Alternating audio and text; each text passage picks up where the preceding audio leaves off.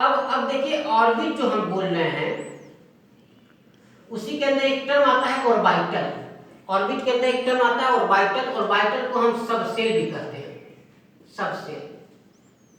अब देखिए एटम का जो स्ट्रक्चर हमने बनाया ये ऐसे ऐसे, ये इसके अंदर जो n=1 लिख रहे हैं, n=2 लिखे, n=3 लिखे, इसी ऑर्बिट के अंदर ऑर्बिटल भी होता है। ऑर्बिटल भी एक 3 डायमेंशनल स्पेस है। ऑर्बिटल क्या है? ऑर्बिटल भी एक 3 डायमेंशनल स्पेस है और ये ऑर्बिट के अंदर का स्पेस है। और ये वह स्पेस है जहां पर इलेक्ट्रॉन के पाने की संभावना सबसे ज्यादा होती है। यानी हम ऑर्बिटल के विषय में कह सकते हैं कि orbital is a 3 dimensional space which exists in the orbit where the possibility of finding the electron is maximum। जहां पे इलेक्ट्रॉन के पाने की संभावना सबसे ज्यादा होती है, maximum possibility of finding the electron है, वो स्थान को हम कहते हैं ऑर्बिटल। अब कहिएगा ऑर्बिटल का मतलब नहीं समझना है। जैसे ऑर्बिट मान लीजिए अब कमरा है, ये जो रूम है, ये रूम एक तरह का कमरा है। अब एक कमरे में कोई आदमी के रहने की संभावना कहां-कहां हो सकती है? या तो कुर्सी पर बैठ सकता है या आपका बेड पर बैठ सकता है। तो जो कुर्सी है और बेड है, इस कमरे का maximum possibility of finding the person है। मतलब कोई व्यक्ति अगर कमरे में आएगा तो ज्यादातर कहां पाया जाएगा? या तो बेड पर मिलेगा या तो कुर्सी पर मिलेगा, यही तो ना। लेकिन कमरे के अंदर तो बहुत सा स्पेस है, हो सकता है पंखा भी लगा, हो सकता है लाइट। ऐसा तो है नहीं कि आदमी कोई कमरे के अंदर आया और लाइट पर बैठ गया या पंखे के ऊपर जाकर बैठा, ऐसा तो है नहीं। कोई मैक्सिमम पॉसिबिलिटी कहां पर है? या तो कुर्सी पर बैठेगा, या तो टेबल पर बैठेगा, या तो बेड पर बैठेगा। तो इस कमरे का maximum possibility finding the person का कहां पर है? मैक्सिमम पॉसिबिलिटी कहां पर व्यक्ति पाया जाएगा? वो पाया जाएगा बेड पर। तो बेड जो है हमारा ऑर्बिटल है, कुर्सी जो है हमारा ऑर्बिटल है। ठीक उसी प्रकार से ये जो स्पेस है यहाँ पर 3 डायमेंशनल स्पेस जो है पूरा, इसके अंदर इलेक्ट्रॉन कहाँ पाया जाएगा? इलेक्ट्रॉन सभी जगह नहीं पाए जाते। जैसे कमरे में सभी जगह व्यक्ति नहीं मिल सकता, कुर्सी पर मिल सकता है, बेड पर मिल सकता है। ठीक उसी तरह से ऑर्बिट के अंदर भी इलेक्ट्रॉन जो सबसे ज्यादा संभावना है कि यहाँ पर व्यक्ति मिले, उस स्थान को हम क्या करते हैं? ऑर्बिटल करते हैं, सबसेल करते हैं। इसको हम डिनोट करते हैं स्मॉल लेटर से। और ऑर्बिटल की संख्या कितनी होती है? 4। कितने होते हैं? 4 टाइप्स के होते हैं। 4 टाइप्स के होते हैं। कौन कौन? ध्यान से देखिए, S P D F, ये 4 तरह के ऑर्बिटल हैं। S P D F, clear है? तो S P D F है। अब देखिए इस चारों के अंदर इलेक्ट्रॉन के रखने की भी संभावना मैक्सिमम होती है। अब ध्यान से देखिए, अगर हम बात करें, अब देखिए अगर हम बात करें ऑर्बिट की, ध्यान से देखिएगा ऑर्बिट, पहले हम ऑर्बिट की बात कर रहे हैं, नॉट ऑर्बिटल। ऑर्बिट को हम किससे डिनोट कर रहे हैं? n से डिनोट करते हैं, ठीक है। अब ऑर्बिट नंबर 1 ले लीजिए। अगर हम n=1 लिख रहे हैं तो इसका मतलब क्या हुआ? Orbit number 1। अब ऑर्बिट नंबर 1 में कितने एटम, कितने s ऑर्बिटल होंगे? ऑर्बिटल कितने ऑर्बिटल होंगे? तो सिर्फ s ऑर्बिटल होगा। ऑर्बिट नंबर 2, इसमें कितने ऑर्बिटल होते हैं? 2 ऑर्बिटल होता है, s और p। अगर ऑर्बिट नंबर 3 की बात करें तो इसमें कितने ऑर्बिटल होते हैं? s p d। अगर ऑर्बिट नंबर 4 की बात करें, कितने ऑर्बिटल होते हैं? s p d f। और ऑर्बिट नंबर 5 की अगर हम बात करें, कितने ऑर्बिटल होंगे? इसमें भी यही होगा, s p d f। यानी 5 के अंदर भी मैक्सिमम ऑर्बिटल 4 ही है हमारा। 1 2 3 4 इतने ऑर्बिटल होते हैं। ऑर्बिट नंबर 1, ऑर्बिट नंबर 2 और सबके अंदर पहला में 1, दूसरा में 2, 3 4 इस तरह से अब चलेगा। और टोटल ऑर्बिट की संख्या कितनी होती है? अगर हम आप स्टडी कीजिएगा तो आपको पता चलेगा कि orbit number 6, orbit number 7, maximum orbit अभी तक हमारे पास 7 ही है इलेक्ट्रॉन मिलने की। ध्यान से देखिएगा, एक चीज हम यहाँ पर बहुत अच्छा समझाने का प्रयास कर रहे हैं कि अगर हम बात करें एटम का स्ट्रक्चर, तो एटम में ऑर्बिट कितने होते हैं? क्वेश्चन आता है, कई बार कंपटीशन में क्वेश्चन आता है कि किसी एटम के अंदर में ऑर्बिट कितने होते हैं? तो किसी भी एटम के अंदर ऑर्बिट की संख्या इनफिनाइट होती है, अनंत होती है, बहुत से ऑर्बिट होते हैं। कितने ऑर्बिट होते हैं किसी को नहीं मालूम कितने ऑर्बिट हैं। जैसे अगर कोई आदमी पूछे कि संसार में कितना स्पेस है, कितना स्थान है, तो कोई जानता है कितना स्थान? पूरा तीनों आप ले लीजिए, धरती आकाश सब ले लीजिए, पता नहीं आकाश कहाँ तक एंड करेगा। तो कोई आदमी के रहने की कैपेसिटी थोड़ी है कि कहाँ पर पाया जाएगा आदमी, इसकी फिक्स, इसका संभावना फिक्स है कि आदमी कहाँ मिल सकता है। भाई धरती पे मिलेगा, पानी के अंदर तो मिलेगा नहीं, ये तो है कि अंतरिक्ष में आदमी मिलेगा। लेकिन स्पेस क्या है? पूरे है। तो अगर कोई पूछा जाए कि आपको कितना स्पेस मिला है, तो हम कहेंगे अनंत स्पेस मिला है। हमें क्या मालूम कितना स्पेस मिला? कोई भी साइंटिस्ट आज तक नहीं जान पाया कितना स्पेस है। पर अगर ये पूछा जाए कहाँ आदमी रह सकता है, तो उसके लिए आप फिक्स बोल सकते हैं कि भाई धरती पर रह सकता है, या जहाँ पानी हमको वाटर हमको जो मिल सकता है, जहाँ हम जीवन को आप सर्वाइव कर सकते हैं वही रह सकता है। उसी तरह से किसी एटम के अंदर ऑर्बिट की संख्या कितनी होती है, तो इनफिनाइट होती है। ऑर्बिट कितने होते हैं किसी एटम के अंदर, ये इनफिनाइट होता है। पर इलेक्ट्रॉन कितने ऑर्बिट तक पाया जाता है, ये अलग क्वेश्चन है, कितने ऑर्बिट तक पाया जाता है, तो इलेक्ट्रॉन सिर्फ 7 ऑर्बिट तक ही मौजूद है। अगर पूछा जाए किसी भी एटम के अंदर इलेक्ट्रॉन कितने ऑर्बिट तक रह सकता है, तो 7 ऑर्बिट तक रह सकता है इलेक्ट्रॉन, क्योंकि 7 के बाद जो स्पेस है वो हमारे इलेक्ट्रॉन के रहने के लिए अनुकूल नहीं है, तभी तो नहीं मिल रहा है। जैसे हम कह सकते हैं ना कि हम धरती पर रहते हैं, भाई स्पेस में तो रहते नहीं, लेकिन कितना स्थान है तो स्पेस भी आ जाएगा स्थान, लेकिन कितने में रहते हैं भाई, धरती पर रहते हैं। ठीक उसी प्रकार से इलेक्ट्रॉन 7 ऑर्बिट तक मौजूद है, 7 ऑर्बिट के बाद इलेक्ट्रॉन मौजूद नहीं है, लेकिन ऑर्बिट है।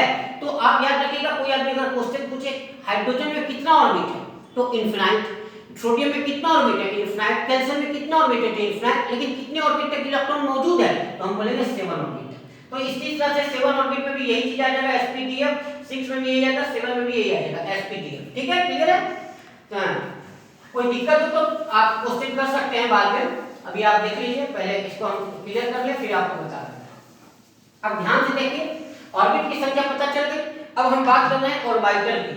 ऑर्बिटल के समय ध्यान दीजिएगा, ऑर्बिटल के अंदर मैक्सिमम इलेक्ट्रॉन रखने की कैपेसिटी भी होती है। भाई ऑर्बिटल क्या है, तो जैसे कमरे के अंदर हम कुर्सी है, टेबल है, बेंच है, बेड है, यही तो ऑर्बिटल है। एक्चुअली कमरा हमारा ऑर्बिट है, और कमरे के अंदर जो हमारे बेंच, कुर्सी, टेबल है, ये सब क्या है, ऑर्बिटल है। तो उसी तरह से ऑर्बिटल तो sp_df है, क्लियर है? अब इसके अंदर इलेक्ट्रॉन रखने की कैपेसिटी है, मैक्सिमम इलेक्ट्रॉन रखने की कैपेसिटी, मैक्सिमम इलेक्ट्रॉन, हम शॉर्ट में लिख दे रहे हैं, थोड़ा समझ लीजिएगा, ठीक है? मैक्सिमम इलेक्ट्रॉन रखने की कैपेसिटी। अगर कोई आदमी पूछे कि कोई ऐसा बेड है उसमें कितने आदमी सो सकते हैं, तो उसकी कैपेसिटी होगी ना, कितना व्यक्ति सो सकता है। कोई बेड पर एक व्यक्ति भी सो सकता है, अगर सिंगल बेड है तो। अगर डबल बेड है तो क्या कहेंगे, 2 व्यक्ति भी सो सकता है। और अगर उससे भी बड़ा बेड है तो हम बोल सकते हैं 3 व्यक्ति भी सो सकता है।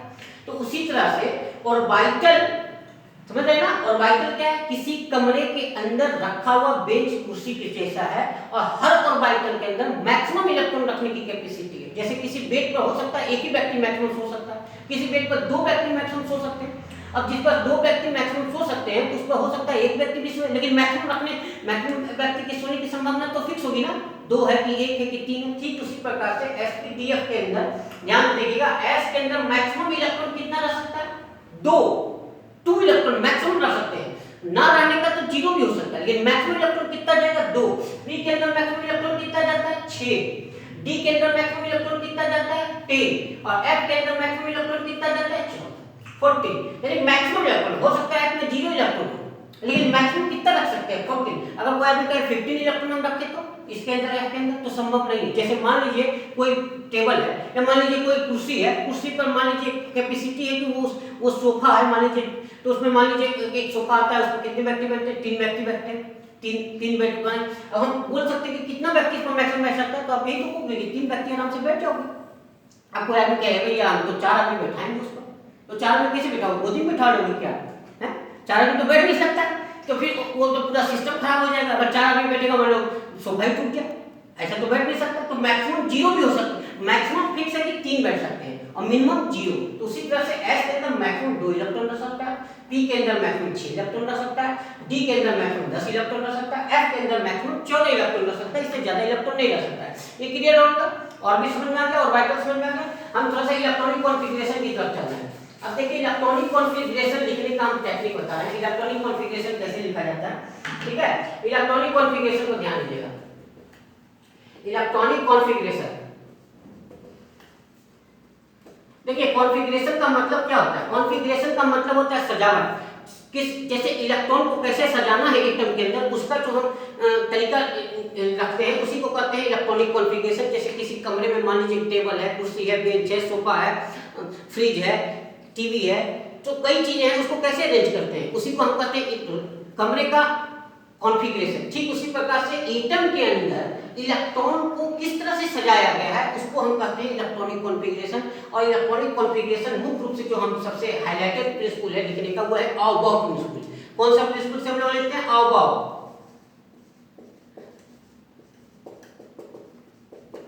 नोट्स बाद में दे देंगे, ध्यान से आप खाली समझिए।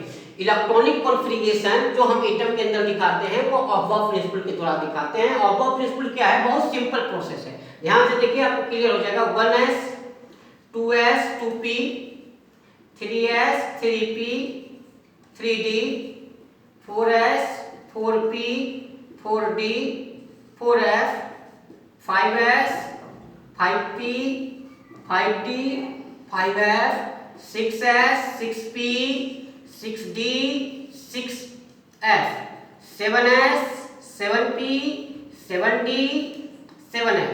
बस इतने ही और हैं। अभी बता चुके हैं आपको कि ऑर्बिट की संख्या कितनी है इलेक्ट्रॉन पाने का? 7। सिर्फ ऑर्बिट 7 ऑर्बिट तक इलेक्ट्रॉन है, बाकी ऑर्बिट क्या है? वैकेंट है, खाली है। जैसे स्पेस कितना है? बहुत है, लेकिन आदमी कहाँ रहता है? सिर्फ धरती पर रहता है। ठीक उसी प्रकार से अब इसको देखिए, लिखने का एक बड़ा सिंपल सा, इसको डायगोनली काटना है। क्या करना है? डायगोनली काटना है इसको सिस्टमैटिकली। देखिए डायगोनली कहीं काटना है, बहुत आसान है। डायगोनली इसको काटिए।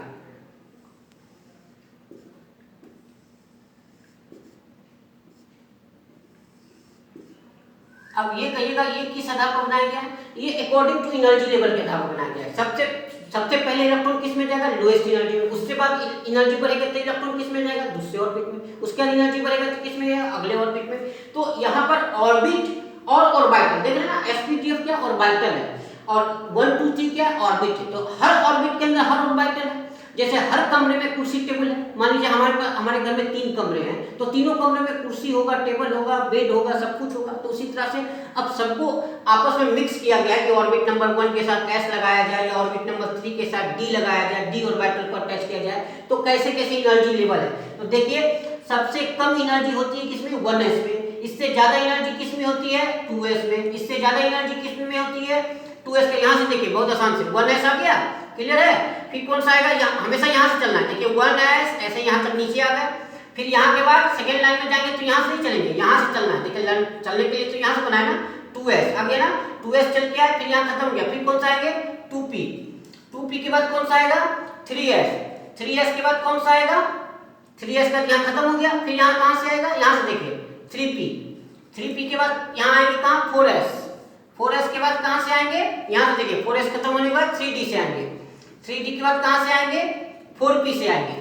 तो ये है, और ये एनर्जी बढ़ रहा है। इधर की तरफ क्या हो रहा है? एनर्जी इंक्रीज कर रहा है, एनर्जी इंक्रीजेज, एनर्जी इंक्रीजेज। इधर की तरफ एनर्जी बढ़ रहा है, यानी सबसे लोएस्ट एनर्जी इसकी है। और जैसे जैसे हम आगे बढ़ रहे हैं तो इलेक्ट्रॉन हाईएस्ट एनर्जी की तरफ बढ़ रहा है। तो इलेक्ट्रॉनिक कॉन्फ़िगरेशन लिखने में जब हम किसी एलिमेंट का लेंगे तो इलेक्ट्रॉनिक कॉन्फ़िगरेशन इसी तरह से लिखेंगे। पहले लोएस्ट ऑर्बिट में इलेक्ट्रॉन डालेंगे, फिर थोड़ा एनर्जी बढ़ेगा तो इसमें डालेंगे, फिर इसमें डालेंगे, फिर इसमें डालेंगे, फिर इसमें डालेंगे, फिर इसमें डालेंगे, फिर इसमें डालेंगे। क्लियर है? अब देखिए एक चीज, ये इसको ध्यान में रखिएगा 1s 2s 2p को। ठीक है, अब एक चीज और क्लियर कर दें जरा आपको।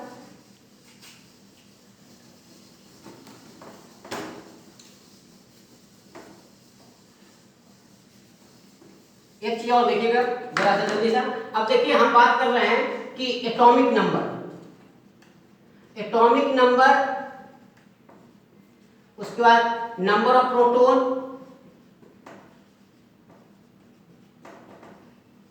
Number of electrons,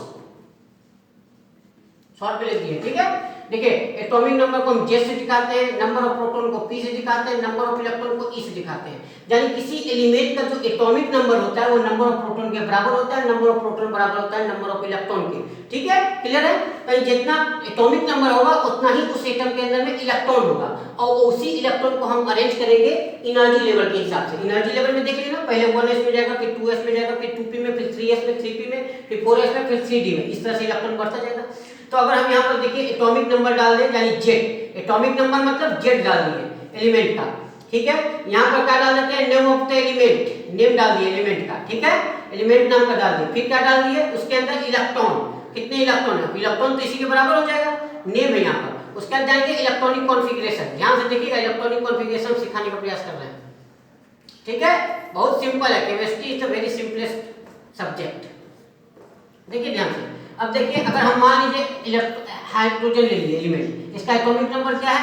1। इसके अंदर इलेक्ट्रॉन कितना है? 1। फिर अगर हम मान लीजिए क्या ले लिया? हीलियम ले लिया, इसके अंदर Z क्या है? 2, इलेक्ट्रॉन क्या है? इतना। मान लीजिए हमने ले लिया लिथियम 3, इसके अंदर क्या है? एटॉमिक नंबर 3, इलेक्ट्रॉन कितना है 3। अब ध्यान से देखिएगा, मान लीजिए आपने कार्बन ले लिया, लगातार से मान लीजिए 1 हाइड्रोजन 2 हीलियम 3 लिथियम, ऐसे तो हम चलेंगे तो बेरिलियम बोरॉन कार्बन नाइट्रोजन सब आएगा, लेकिन हम आपको लेके चलना है। कार्बन का एटॉमिक नंबर होता है 6, तो उसके अंदर कितने इलेक्ट्रॉन है 6। देखिए हम बीच में छोड़ दिए हैं, 3 के बाद 4 भी आएगा, बेरिलियम का 5 बोरॉन का आता है, लेकिन हमने लिखा नहीं है, समझाने के लिए आगे बढ़ रहा है, ठीक है।